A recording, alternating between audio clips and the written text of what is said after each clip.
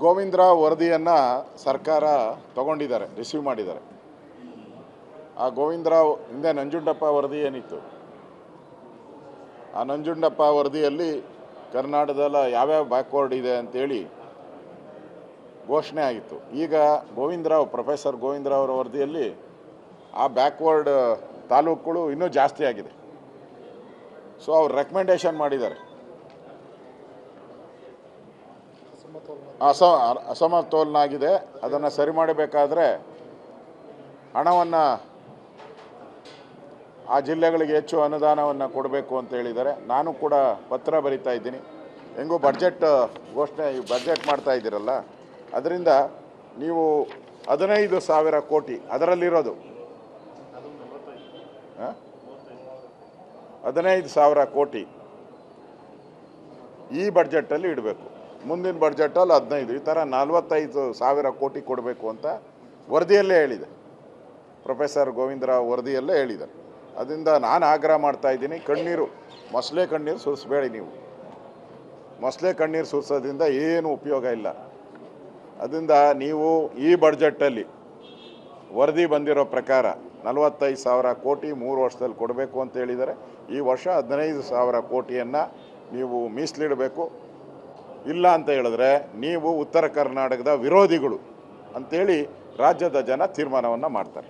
ಎಲ್ಲ ಕಡೆ ಇದೆ ಸರ್, ಮೈಸೂರಿನಲ್ಲೂ ಇದೆ, ಎಲ್ಲ ಕಡೆ ಇಡೀ ರಾಮನಗರದಲ್ಲೂ ಇದೆ ಎಲ್ಲ. ಗಂಭೀರ ಪ್ರಕರಣ, ಮುಖ್ಯಮಂತ್ರಿ ಮೇಲೆ ಮೂಡಾ ಪ್ರಕರಣ ದಾಖಲು ಮಾಡಿದಂಥ ವ್ಯಕ್ತಿನ ಕೋರ್ಟ್ ಆವರಣದಿಂದ ಅರೆಸ್ಟ್ ಮಾಡ್ಕೊಂಡು ತೆಗೆದುಕೊಂಡು ಹೋಗಿದ್ದಾರೆ ಪ್ರಕರಣ. ಇದು ದುರಾಡಳಿತದ ಪರಮಾವಧಿ. ಹಿಂದೆ ದೇಶದ ಮೇಲೆ ಎಮರ್ಜೆನ್ಸಿ ತಂದು ದೇಶವನ್ನು ಹಾಳು ಮಾಡಿದಂಥ ಕಾಂಗ್ರೆಸ್ ಅವರು ಈಗ ಕರ್ನಾಟಕದಲ್ಲೂ ಒಂದು ರೀತಿ ಎಮರ್ಜೆನ್ಸಿ. ಕೋರ್ಟ್ ಆವರಣದಲ್ಲೇ ಯಾರು ಸತ್ಯಕ್ಕೋಸ್ಕರ ಹೋರಾಟ ಮಾಡ್ತಾಯಿದ್ರು, ನ್ಯಾಯಕ್ಕೋಸ್ಕರ ಹೋರಾಟ ಮಾಡ್ತಾಯಿದ್ರು. ನಾವು BJP ಕೂಡ ಬೆಂಗಳೂರಿಂದ ಮೈಸೂರವರೆಗೂ ಪಾದಯಾತ್ರೆಯನ್ನು ನಾವು ಮಾಡಿದ್ರಿ. ಅದಾದಮೇಲೆ ಸಾವಿರಾರು ಕೋಟಿ ಬೆಲೆ ಬಾಳ್ತಕ್ಕಂಥ 14 ಸೈಟ್ಗಳನ್ನು ಕೂಡ ವಾಪಸ್ ಸರ್ಕಾರಕ್ಕೆ ಬಂದಿದೆ. ED ಅವರು ಕೂಡ ಸುಮಾರು 300 ಕೋಟಿಗೂ ಹೆಚ್ಚು ಹಣವನ್ನು ಸೀಸ್ ಮಾಡಿದ್ದಾರೆ. ಸಾವಿರಾರು ಸೈಟ್ಗಳನ್ನು ಸೀಸ್ ಮಾಡ್ತಾ ಇದ್ದಾರೆ. ಈಗ ಅಂದರೆ ಸರ್ಕಾರದ ಬೊಕ್ಕಸಕ್ಕೆ ಸಾವಿರಾರು ಕೋಟಿ ರೂಪಾಯಿ ವಾಪಸ್ ಬಂದಿದೆ.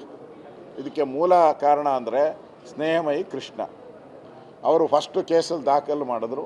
ಅದಾದಮೇಲೆ ಈ ಘಟನೆಗಳೆಲ್ಲ ಆಗಿದೆ. ಅಂಥವ್ರನ್ನೇ ಯಾರು ಗಾಂಧೀಜಿ ಆದರ್ಶಗಳನ್ನು ಇಟ್ಕೊಂಡು ಹೋರಾಟ ಮಾಡ್ತಾ ಇದ್ದಾರೆ, ಆ ಗಾಂಧೀಜಿಯ ಆದರ್ಶಗಳ ವಿರುದ್ಧವಾಗಿ ಕಾಂಗ್ರೆಸ್ ಅವರು ಅವ್ರನ್ನ ಕೋರ್ಟ್ ಆವರಣದಲ್ಲಿ ಬಂಧಿಸಿರುವಂಥದ್ದು ಅಕ್ಷಮ್ಯ ಅಪರಾಧ. ನ್ಯಾಯದ ಒಂದು ಕತ್ತನ್ನು ಇಸ್ಕುವಂಥ ಕೆಲಸವನ್ನು ನೀವು ಮಾಡ್ತಾ ಇದ್ದೀರ. ಒಂದು ಕಡೆ ಪಾಕಿಸ್ತಾನ ಜಿಂದಾಬಾದ್ ಅಂತ ವಿಧಾನಸೌಧ ಒಳಗಡೆ ನಿಮ್ಮ MP ಬೆಂಬಲಿಗರೆಲ್ಲ ಕೂಗಿದ್ರೆ ಅವ್ರ ಮೇಲೆ ಏನು ಕೇಸಿಲ್ಲ. ಅದರಿಂದ ಕಾನೂನು ಸುವ್ಯವಸ್ಥೆ ಏನೂ ಹಾಳಾಗಿಲ್ಲ.